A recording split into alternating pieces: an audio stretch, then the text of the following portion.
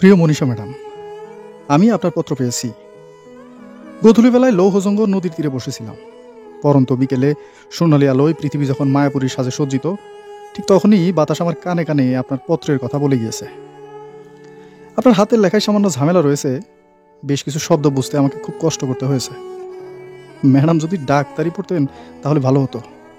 তাছাড়া আপনার মতো একজন শিমুল তোলার মতো নরম এবং কোমল হৃদয়ের মানুষ যদি ডাক্তার হতো তাহলে পাবলিকের খুব উপকার হতো। মাঝখানে একবার বড় দুলাভাইয়ের সাথে দেখা হয়েছিল, বেশ খাতির করলো। তবে তার স্বাস্থ্য বেশ খানিকটা ভেঙে পড়েছে মনে হলো। আবার ঝাড়ি যে সে নিয়মিত খাচ্ছে তা তাকে দেখেই বোঝা যায়। বেচারার চোখের নিচে কালি জমে গেছে। রঞ্জু ভাইজান এবং মবিন ভাইজানের খবর কি জানাবেন? মবিন ভাই কি বিদেশ চলে গেছে? ও, বিদেশ থেকে পলিন মামুনি একটা চিঠি লিখেছিল। বড়ই আচানক মেয়ে। চিঠির সাথে আবার পাঠিয়েছে একটা ক্যাঙ্গারুর মুখোশ। আপনার চিঠি লেখার সময় আমি মুখোশটা পরে আছি। আজকাল প্রায় মুখোশ পরে ঘোরাঘুরি করি, দারুণ লাগে। মাঝখানে ময়না মেয়েটার খোঁজ পেয়েছিলাম। একবার ফার্ম গেটে তার সাথে দেখা। তার বাপেরে ভিক্ষাজানে বসিয়ে তারা দুই বোন পেছন থেকে ঠেলছে আর আল্লাহ নবীজির নাম 2 টাকা দিয়ে যান বলে সুর করে চেঁচাচ্ছে। আমি সামনে গিয়ে বললাম, আমার কাছে তো 2 টাকা নাই, কি করি বলো তো? আমাকে দেখেই ময়না সব ফেলে জড়িয়ে ধরে কাঁদতে লাগলো। দেখেন দেখি কাণ্ড, আপনার আর পলিনের জন্য নাকি তার পেট পুরে, সেই কথাও বলেছে।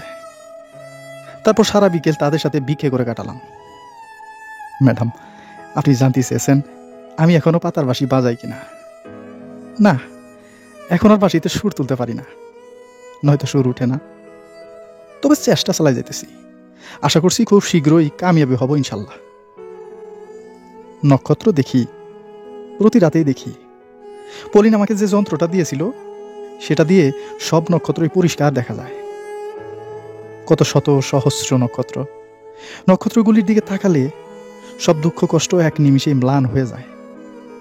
একটা নক্ষত্র থেকে অন্যটা হাজার হাজার গুণ বড়, কিন্তু কেউ কারো কক্ষপথে বাধার সৃষ্টি করে না। সবাই নিজ নিজ পথে হেঁটে চলছে যুগ থেকে যুগান্তরে। তাদের তুলনায় কত ক্ষুদ্র এই মানুষ, অথচ কত অহংকার, দাম্ভিকতা আর অহমিকায় ভরপুর আমরা। সেদিন একটা নতুন নক্ষত্রের দেখা পেয়েছি। এর রং নীল, গাঢ় নীল। এর নাম আমি দিয়েছি দুঃখবিলাস। কি অদ্ভুত এক মায়া এই নক্ষত্রবিধির। সন্ধানে মেলো। আজ পূর্ণিমা, অনেকদিন পর ভরজ্যোৎস্নায় গা ভেজাবো ভাবছি।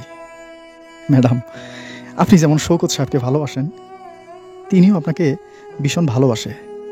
বেচারা খুবই ভীতু বলে আজ এই পরিস্থিতি হয়েছে। তবে এখনো প্রতি রাতেই তিনি আপনার কথা ভাবেন আর কাঁদেন।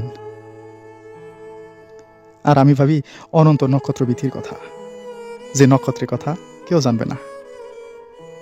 ভালো থাকবেন ম্যাডাম। ইতি আপনাদের হাসান সাহেব।